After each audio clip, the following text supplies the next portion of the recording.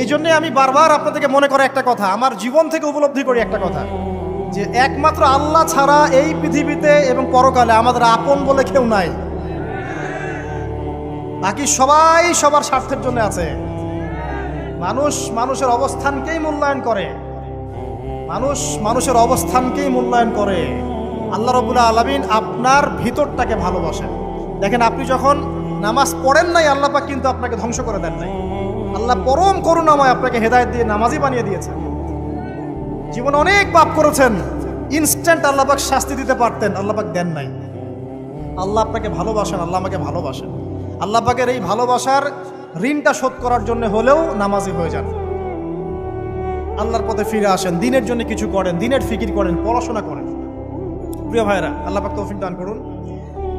দেখুন, এই রিবা থেকে দূরে থাকার জন্য একটা হাদিস যথেষ্ট, যে 4 শ্রেণীর মানুষকে আল্লাহ রাসূল সাল্লাল্লাহু আলাইহি ওয়াসাল্লাম